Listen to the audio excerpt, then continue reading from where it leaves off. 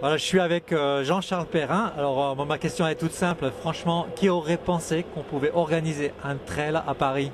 Bah nous. Et franchement, il faut l'être gonflé. Ouais, il fallait être un peu débile. C'est une grosse envie. Et l'envie d'avoir un trail chez nous, alors qu'on s'entraînait pour d'autres épreuves comme les Templiers, l'Ultra Trail du Mont Blanc chez nous, et il n'y avait pas de course. Donc on s'est dit, bah, on devrait pouvoir. Et bon, on a eu l'inconscience d'y aller. En tout cas, vous avez ouvert une sacrée porte. On a montré que ça pouvait, l'espace urbain pouvait offrir aussi des possibilités de course nature, ce qui n'est pas évident.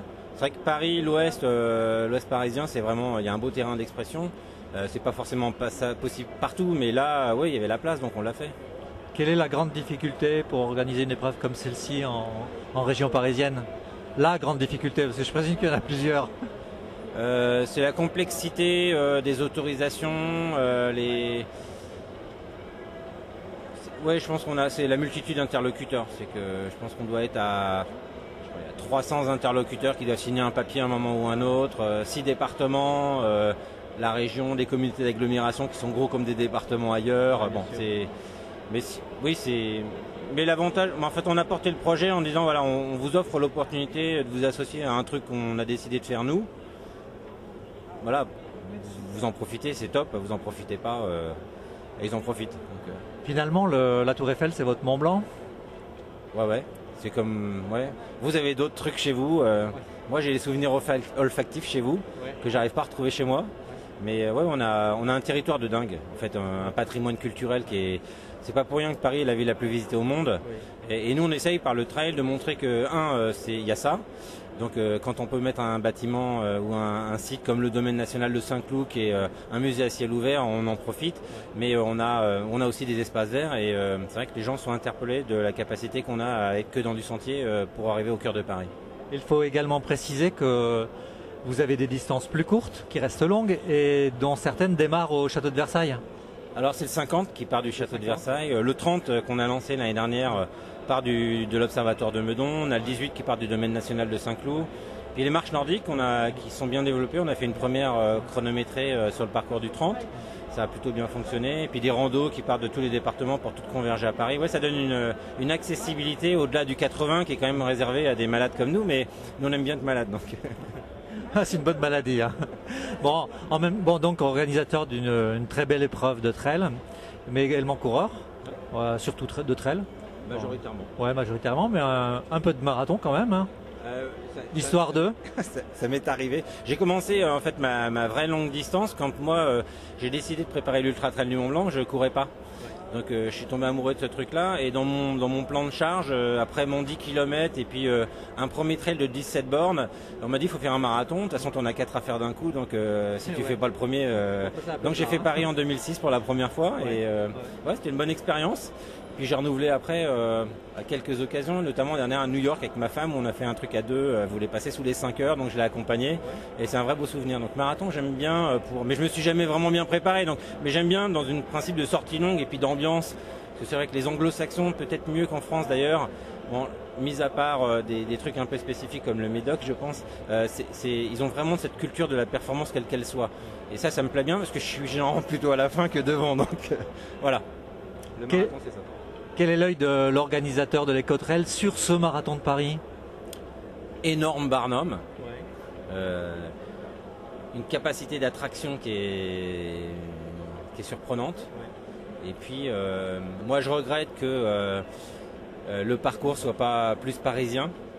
On a une ville qui se prêterait à une vraie visite culturelle.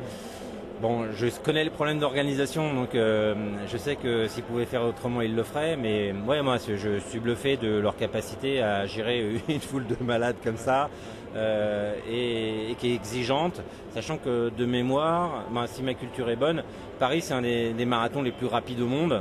Oui, quand on cumule le nombre de finishers sous les 3 heures. Oui, dans le top 5, dans tous les cas. Et, mais je crois qu'ils sont pas loin d'être dans les premiers parce que sous les 3 heures, je pense qu'ils passent le millier, ce qui est énorme. 980, Ce qui est énorme. Ce qui est énorme. Très bien, Donc moi, je suis admiratif de ce genre de grand truc que je regarde avec admiration, mais sans envie parce qu'on a des trucs qui vont bien de notre côté aussi, donc sur un autre schéma. et il y a de la place pour tout le monde, c'est ça qui est bien. Ouais, c'est ça, les frontières n'existent plus dans le monde du running. Est-ce que chez vous, il y a la notion de performance qui domine? Sur les trails chronométrés, oui. On l'a vu avec le 30 qu'on a lancé l'année dernière, donc qui a fait 3000 partants cette année. C'est une attente des gens de pouvoir se mesurer avec un chronomètre. Maintenant, on a quand même sur des grandes distances, mais tu es bien placé pour le savoir, c'est l'ultime Graal, c'est le finisher. Donc le temps passe au deuxième plan du ressenti.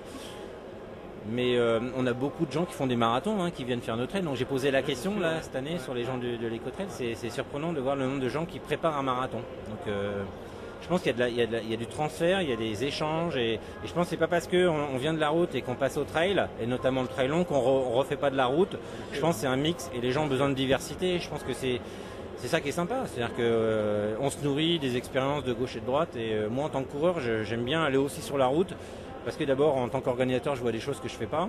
Et je me dis, tiens, ça serait peut-être pas bête de les faire. Et puis deux, c'est une autre ambiance. Et moi, j'aime bien les courses à caractère. Donc, voilà. Donc c'est vrai qu'on a énormément de courses et toutes n'ont pas de caractère. Mais il y en a suffisamment aujourd'hui que j'ai pas encore toutes faites pour, pour encore rester malade. Tu as utilisé le mot finisher. Quelle serait ta traduction du mot en français? C'est quand même bête d'utiliser un nom. Alors, c'est pas jusqu'au boutiste. C'est... je vais au bout de ce que j'entreprends et c'est une bonne école de vie parce que c'est vrai que c'est un condensé de vie sur un ultra. Il y a des moments où ça va bien, des moments où ça va moins bien, des moments où on est euphorique, des moments où on est triste. C'est ça qui m'a fait basculer dans cet univers de l'ultra trail et du trail en général. C'est ces émotions que ça génère et moi à mon petit niveau j'essaye de pouvoir générer des émotions auprès des autres et j'aime bien en récupérer chez les autres, donc pour ça que je fais encore quelques trails quand j'ai le temps. Merci, bon Running Expo et bon marathon de Paris, même si c'est en tant que spectateur.